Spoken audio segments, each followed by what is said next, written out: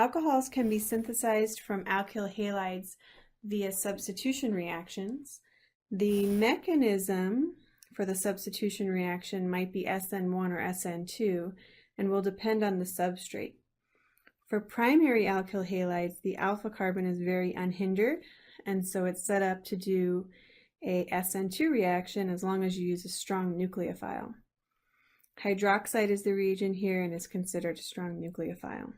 For tertiary alkyl halides, the alpha carbon is pretty hindered, and therefore SN2 reactions will be very slow. For this type of substrate, we can do an SN1 reaction, which utilizes weaker nucleophiles, such as water. Secondary alkyl halides will not undergo this type of reaction to give a good yield of a secondary alcohol product. The reason is if you use a hydroxide, which is a strong nucleophile, with a secondary alkyl halide, the primary mechanism will be E2, not SN2. And with the tertiary alkyl halide and water, the rate determining step, which is loss of a leaving group, will be slow because we're forming a secondary carbocation, which is not very stable. Let's review the mechanism for SN2 reaction of a primary alkyl halide to produce an alcohol and an SN1 reaction of a tertiary alkyl halide to produce an alcohol. The first reaction utilizes a primary alkyl halide, and we said the reagent will be a strong nucleophile like hydroxide, and the product will be a primary alcohol.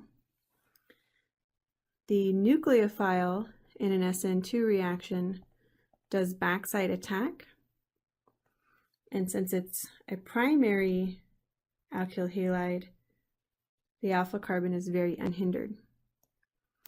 So we show the strong nucleophile hydroxide doing backside attack and kicking out chloride.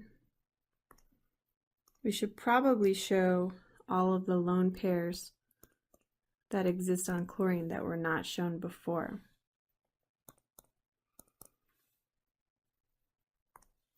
That produces the product in just one step, and we'll also get some chloride byproduct, and that will just be sodium chloride.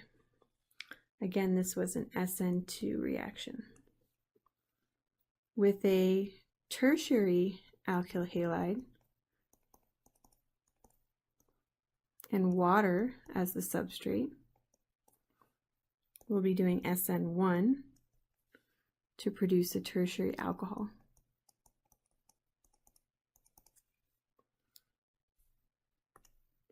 The first step is loss of a leaving group.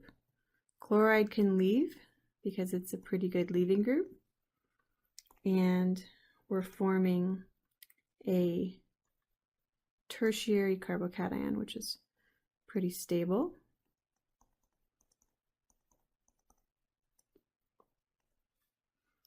From here, we'll show water doing a nucleophilic attack on our electrophilic carbocation.